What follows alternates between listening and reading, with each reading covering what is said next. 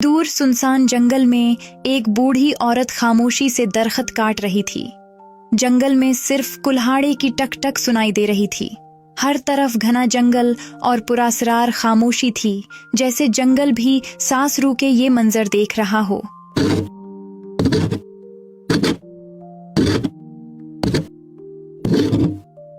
एक नौजवान दरख्तों की आड़ में खड़ा खामोशी से ये सब देख रहा था।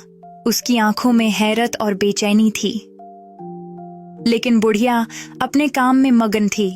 उसे मालूम न था कि उसके अलावा भी वहां कोई और मौजूद है। उसने तमाम लकड़ियां इकट्ठी की, कमर पर लाधीं और धीरे धीरे एक पुरअसरार खामोशी में लिपटी पगडंडी पर चल दी। हर कदम के साथ लकड़ियों की चरचराहट और उसकी कदमों की आहट सुनाई दे रही थी, और नौजवान दम साधे ये सब देख रहा था। जब बुढ़िया नौजवान के करीब से गुजरी तो नौजवान ने पीछे से आवाज दी और कहा, क्या मैं आपकी लकड़ियां उठाने में मदद कर दूं? बुढ़िया ने कोई जवाब दिए बगैर लकड़ियां उसके हाथ में थमा दी और आगे बढ़ने लगी। नौजवान हैरानी से उसका पीछा करने लगा। वो गहरे जंगल में दाखिल हो चुके थे। हर तरफ बुलंद दरख्त, बीलें और सन्नाटा था। नौजवान को बुढ़िया की इन अजीब हरकतों पर शक होने लगा, लेकिन वो खामोशी से उसके पीछे चलता रहा। आखिरकार बुढ़िया एक जगह रुक गई। सामने एक ऊंची दीवार थी जिस पर हरी काई जमी हुई थी। दीवार पर एक पुराना बोसीदा दरवाजा नजर आ रहा था, जिसे देखकर नौजवान के दिल में एक अजीब सा खदशा पैदा होने लगा। लकड़ियां यहाँ पर रख दो और यहाँ से चले जाओ, और हाँ, जाते हुए पीछे मुड़कर मत देखना, ये तुम्हारे लिए अच्छा नहीं होगा। बुढ़िया ने एक कीमती मोती लड़के को उसके काम की उजरत के तौर पर दे दिया। जब बुढ़िया को यकीन हो गया कि नौजवान वहां से जा चुका है, तो वो कुछ बुड़बुड़ाने लगी और दरवाजे की तरफ बढ़ने लगी। जादुई दरवाजा खुल गया और बुढ़िया अंदर चली गई, लेकिन लड़का वहीं मौजूद था। बुढ़िया के जाते वो दीवार पर चढ़ने लगा। पत्थरों पर काई जमी हुई थी, लेकिन वो हाथों और पैरों की मदद से एहतियात से ऊपर चढ़ता गया। जब वो दीवार से अंदर दाखिल हुआ तो वहां एक बहुत ही खूबसूरत बाग था। सूरजमुखी के ऊंचे ऊंचे सुनहरी फूल धूप में झिलमिला रहे थे। घास पर चमकते दमकते वही सफेद मोती पड़े थे, जैसा कि उसे बुढ़िया ने दिया था। फिर अचानक उसकी नजर बाग में बैठी एक इंतहाई खूबसूरत लड़की पर पड़ी। उसके लंबे चमकदार बाल उसकी पुष्ट पर बिखरे हुए थे और उसका चेहरा नर्म चांदनी की तरह दमक रहा था। वो ज़ारो क़तार रो रही थी, लेकिन उसकी आंखों से आंसुओं की जगह मोती गिर रहे थे, चमकते सफेद मोती जो उसकी कमीज के गिर्द एक छोटे से ढेर की शक्ल में जमा हो रहे थे।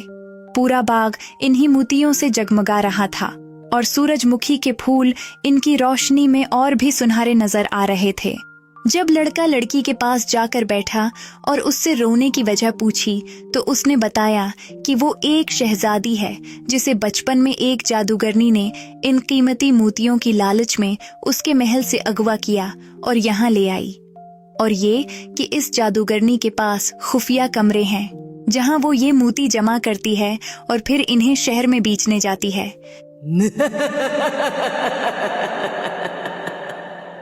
मेरे मुल्क फारिस जाओ, मेरे वालिद बादशाह सलामत को यह मोती दिखाओ ताकि वो मेरी मदद कर सकें।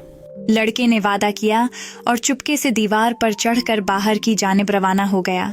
उसने दिल ही दिल में फैसला कर लिया था कि वो हर हाल में शहजादी को इस चुड़ैल के चुंगल से रिहाई दिलाएगा। उसके दिल में इस कीमती मोती की कोई भी लालच न थी, क्योंकि उसका मकसद सिर्फ शहजादी की आज़ादी था।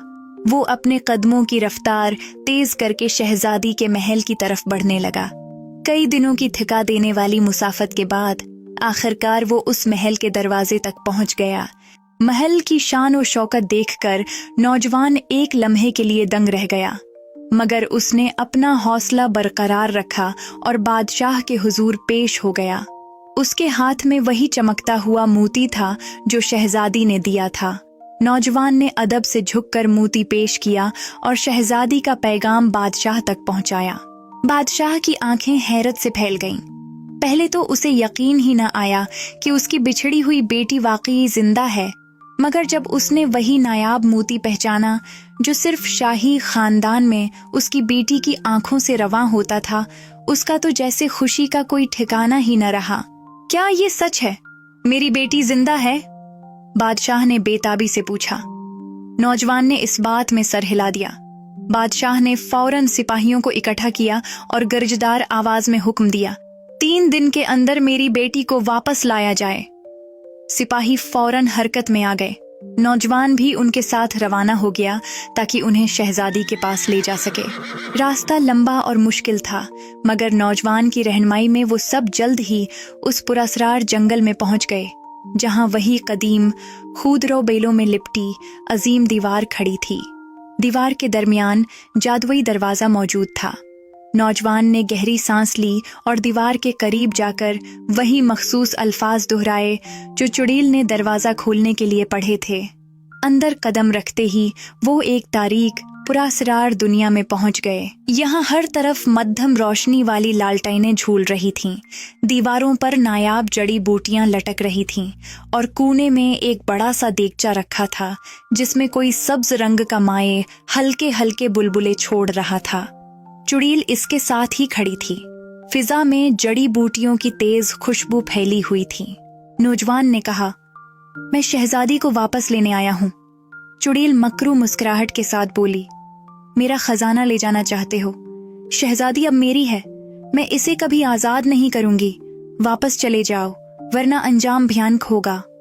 नौजवान ने मजबूत लहजे में कहा, मैं डरने वाला नहीं, मैं शहजादी को लेकर ही जाऊंगा।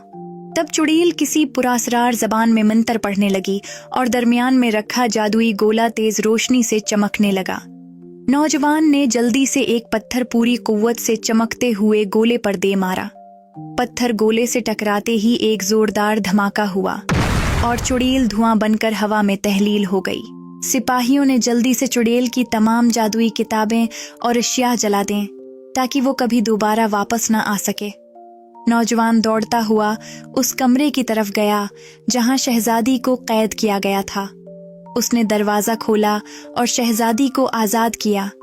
शहजादी की आंखों में खुशी और हैरत के आंसू थे। वो सब महल वापस पहुंच गए। बादशाह अपनी बेटी को देखकर बहुत खुश हुआ और उसे गले लगा लिया। तमाम लोग खुशी से तालियां बजाने लगे और फूलों की पत्तियां निछावर करने लगे।